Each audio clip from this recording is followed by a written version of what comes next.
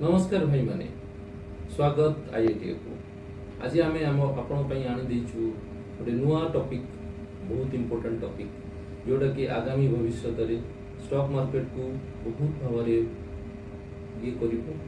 प्रभावित कर आपण मानक जो माने या यूज करें जो माने यार साहाय्य नहीं पारे से माने मार्केट रे बहुत ही सक्सेस होवार चांस अच्छी। एटा खाली ओडिशा नुहे भारत नुहे पूरा पृथ्वी पृष्ठ रे परिवर्तन आणुची।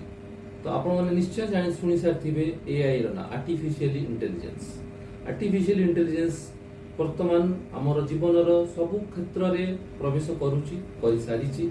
आ स्टॉक मार्केट रो कोनोसी व्यतिक्रम नै स्टॉक मार्केट रे मध्ये सी ऑलरेडी पाद दे सारलानी। वर्तमान ये अर्लियर स्टेज अछि तेणु जेते जल्दी आमे जिंसटा को सिखि जिबा जेते जल्दी आमे यार यूसेजटा आमे निजर स्टॉक मार्केट पई करि परिबा सेते जल्दी आमे आगु जाई परिबा आउ सक्सेस हे परिबा आउ भलो गोटे निज पई अर्निंग करि परिबा वेल्थ क्रिएशन करि परिबा। तो आमे आज जानिबा आमे एआई रो यूसेज करिवार बेनिफिट कोन काहे कि एआई यूसेज पई समस्त एक्सपर्ट्स माने आज बहुत ही इंपोर्टेंस दउचंती। आउ वर्तमान किंतु सिचुएशन ने एआई कोन कोन डिसएडवांटेज रहिछि जोटा कि हमको आउ टिके समय लागिबो एआई रो प्रॉपर यूज करिया। तो आम स्टार्ट करवा प्रथम एआई रो एडवांटेज रु प्रथम एडवांटेज होछि एआई कोन जो माने जानिचंती बहुत ह्यूज डाटा एनालिसिस करि पारे। हमर ह्यूमन ब्रेन जेते एनालिसिस करि पारे तार 100 गुण रु बेसी डाटा से एनालिसिस करि पारे बहुत कम समय रे। आ स्टॉक मार्केट रे जेते बहुत ही डाटा थाए ताकू से बहुत जल्दी एनालाइज करके प्रेडिक्शन कर दिए जहा कि हमर प्रॉफिटेबिलिटी रो बढ़ी। तेणु एआई एनालिसिस जो माने प्रॉपर्ली करि परिबे तांको पई मार्केट रे प्रॉफिट करिया बहुत इजी इजी आउ जोटा कि तांकर वेल्थ क्रिएशन को बहुत बेसी भलो करि परिबो। नेक्स्ट हैला हमर स्टॉक मार्केट रे गोटे जिंस थाई जोडा हमको balance sheet analysis fundamental analysis रे गोटे पार्ट थाए जेहेतु एटार बहुत गुडे डाटा थाए बहुत लोग सेटा जानि नथांती से एनालिसिस करि परंते नहीं तेणु गोटे साइड ऑफ मार्केट रो फंडामेंटल पार्टटा से मिस कर दियंती। बट एआई रे यूसेज द्वारा आपण मन जो माने भी डाटा एनालिसिस जानि भी नहांती ताकू आपण एआई द्वारा एनालिसिस करके तार रिजल्ट को यूज करके आपण मार्केट रे भी भलो प्रॉफिट करि पारि। तो बैलेंस शीट एनालिसिस पई एआई रे यूसेज आरंभ हो गलानी आउ सी गोटे कंपनी रो 20 वर्ष नै 30 वर्ष रो बैलेंस शीट को इजीली एनालिसिस करके डाटा दे पाउछ। नेक्स्ट हैला ऑटोमेटेड ट्रेडिंग जेहेतु ह्यूमन ट्रेडिंग एरर थाए निजे त ट्रेड करू मैनुअल ट्रेडिंग रे धीरे धीरे एआई रो यूसेज द्वारा पाइथन रो यूसेज द्वारा लॉट ऑफ प्रोग्रामिंग लैंग्वेज रो यूसेज द्वारा ऑटोमेटेड ट्रेडिंग रो इंपोर्टेंस बढ़ुची। बट प्रेजेंट कंडीशन में ऑटोमेटेड ट्रेडिंग जदियोपि एते इफेक्टिव ही पारि नाही बट आगामी भविष्य रे एटा भी बहुत इफेक्ट करिवो और जो माने ऑटोमेटेड ट्रेडिंग यूज करि परिबो प्रॉपर्ली सेमानकर प्रॉफिटेबिलिटी माने निश्चय बहुत बढ़ी जिवो। नेक्स्ट हैला हमर ह्यूमन एरर रो जो इफेक्ट रहउची ऑटोमेटेड ट्रेडिंग दे जदि कमी दे पारे गला ताहले हमर प्रॉफिटेबिलिटी मध्ये इफेक्टिव हो। सब बड़ इंपोर्टेंट पॉइंट हैला स्टॉक मार्केट रो इंट्राडे कोंतु कि स्विंग कोंतु डिपेंड करछि अपन टेक्निकल एनालिसिस पर आउ एआईटा टेक्निकल एनालिसिस ऊपर मध्ये प्रबल प्रभाव पकवार संभावना अछि।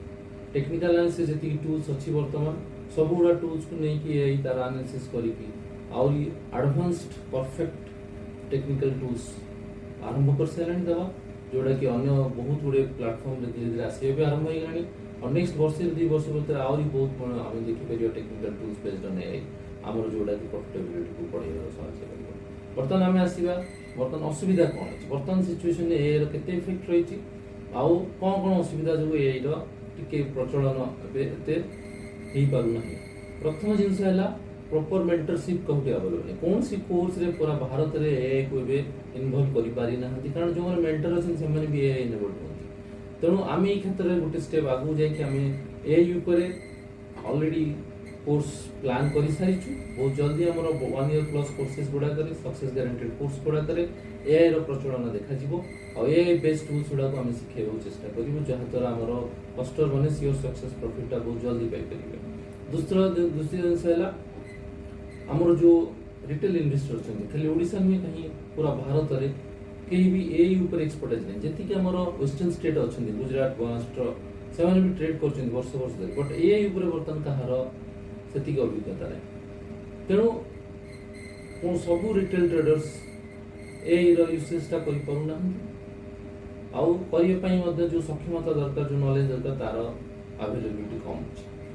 तृतीय जिन हूँ क्वालिटी डाटा अवेलेबल नहीं डाटा मार्केट रे जो अच्छी से बहुत ही रंग डाटा रोचे प्राइवेट साइट से जो डाटा रोचे से बहुत ही एरर रोचे तेणु quality data availability is also very big factor जोटा कि हमर इफेक्ट करछ। नेक्स्ट है हमर जेहेतु क्वालिटी डाटा नहीं प्रॉपर एक्सपर्टाइज नहीं जो मॉडल्स जोटा अछि सेटा प्रेडिक्शन फॉल्टी दोछि तेणु वर्तमान आम एआई रो जदी यूज करूचे टूल्स विदाउट प्रॉपर मेंटरशिप ताले हमर चांस ऑफ सक्सेस कम होउछि।